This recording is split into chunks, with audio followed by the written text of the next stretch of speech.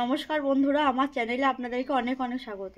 পোস্ত তো আমরা খেয়েই থাকি সবাই, তবে শীতের আগে এরকম ছাঁচি পেঁয়াজ পাতা দিয়ে পোস্ত কে কে খেয়েছেন?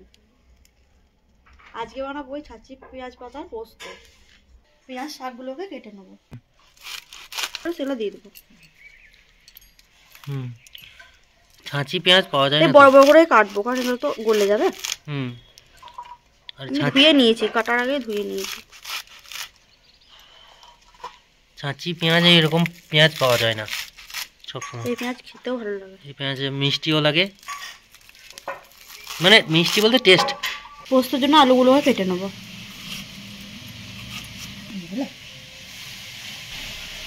পোস্ত করবে যদি পোস্ত লাগবে, তাই পোস্তটা প্রথমে বের করে নিই। না, পোস্ততে পোস্ত লাগে না। কেটে নেবো। এর সাথে নিয়েছি একটা শুকনো লঙ্কা, দুটো কাঁচা লঙ্কা।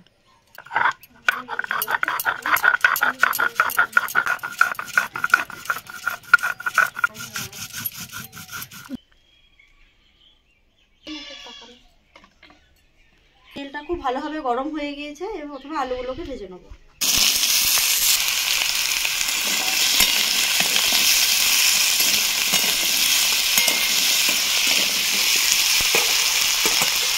ঢাকা দিয়ে দিয়ে ভেজে নেবো। পোস্ত হতে তো বেশিক্ষণ সময় লাগবে না, পেঁয়াজ শাক হতো ভাজতে ভাজতেই গলে যাবে, শুধু সেদ্ধ হবে আলুটা।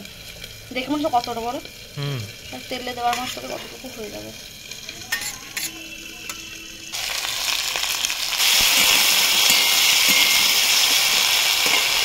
আলু পোস্ত হবে আর মাছের টক হবে না, এটা তো নয়। এই ছোটো ছোটো মাছ আছে, এই যে এই ছোটো ছোটো মাছের টক হবে তেঁতুল দিয়ে। আলু পোস্ত আর মাছের টক, সুপার হিট কম্বিনেশন। আলু ভাজা এদিকে কমপ্লিট। আলু ভাজাটাও হয়ে গিয়েছে, খুব বেশি লাল লাল করবো না, এই হালকা করে নিয়েছি। এবার তুলে নেব। তেলের মধ্যে দেবো শুকনো লঙ্কা আর 5 ফোড়ন। ওই ছাঁচি পেঁয়াজ কুচি করে রেখেছিলাম, ওইটাকে দিয়ে দেবো প্রথমে।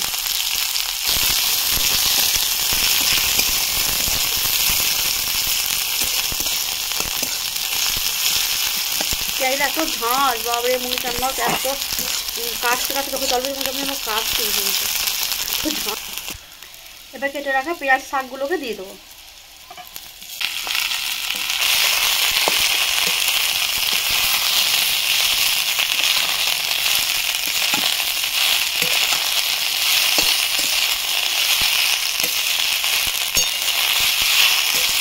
দেবো নুন।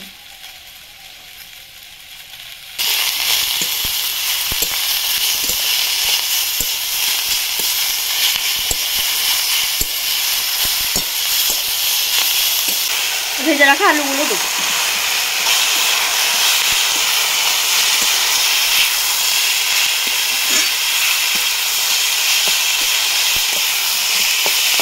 কোনো পেঁয়াজ শাক মনে হচ্ছিল, এবার দেখতে পাচ্ছি আলু দেয় মনে হচ্ছে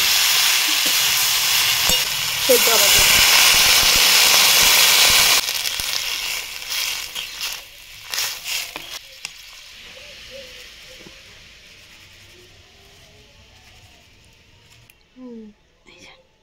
আমার নখ নেই না, এইগুলো বাছা কিছুই নেই। তবে আজকের কম্বিনেশন কিন্তু হিট। দেখি একবার।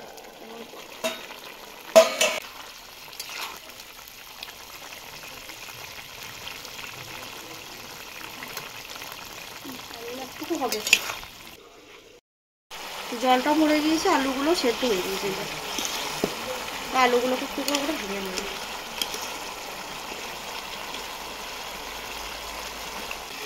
খুব বেশি থাকবো না, অল্প করে ভেঙে নেব। পোস্তটা দিয়ে দেবো, কেটে রাখা পোস্তটাকে আবার দিয়ে দেবো।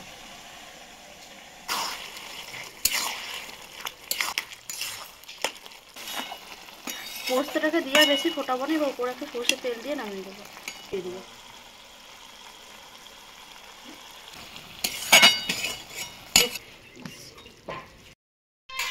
মাছ ভাজা প্রায় হয়ে গেছে, এগুলো ধুতে হবে ভালো করে। টক করবো, ভাজা মশলা দেবো না, সেটা তো হতে পারে না, তাই প্রথমে ভাজা মশলাটাই করে নেবো। এই শুকনো কড়াইয়ে প্রথমে দেবো গোটা জিরে, মেথি, কালো সরষা, শুকনো লঙ্কা করে ভেজে নেব।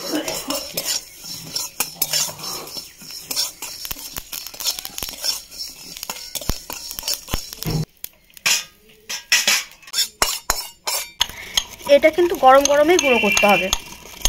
মাছগুলোকে খুব সুন্দর করে ধুয়ে নিয়ে চলে এসেছি। এবার এর মধ্যে নুন আর হলুদ মাখিয়ে নেব।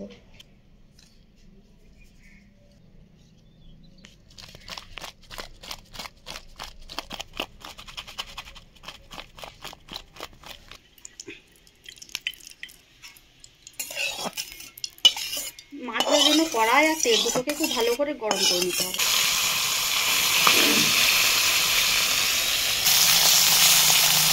এই মাছ আজকে ভালো এখন অনেকগুলোকে ভাজা যায়। দেখি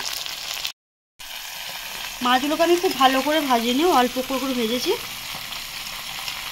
টক করবো তো, খুব কড়া করে ভাজার দরকার নেই। বা হাতে করে একটু করে চটকে নেবো। দেখতে কালার দেখো। মাছ ভাজা হয়ে গিয়েছে। এবার ওই তেলে ফোড়নে দিয়ে দেবো 5 ফোড়ন, দেবো তেজপাতা, চুলটা, এবার দিয়ে দেবো নুন, হলুদ গুঁড়ো আর দেবো কাশ্মীরি লঙ্কার গুঁড়ো।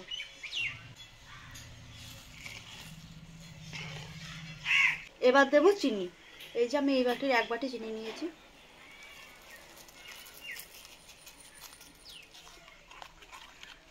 একবার ভালো করে ফুটে যাক, তারপর মাছগুলোকে দেবো। ঝোলটা ফুটছে, এবার দেবো কাঁচা লঙ্কা,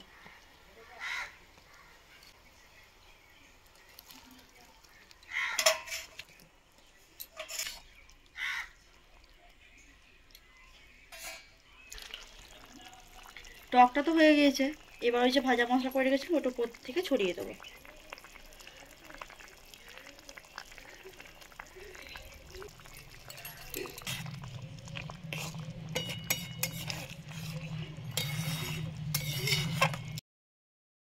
আজকের এই রেসিপিটি আপনাদের কেমন লাগলো অবশ্যই কমেন্ট করে জানাবেন।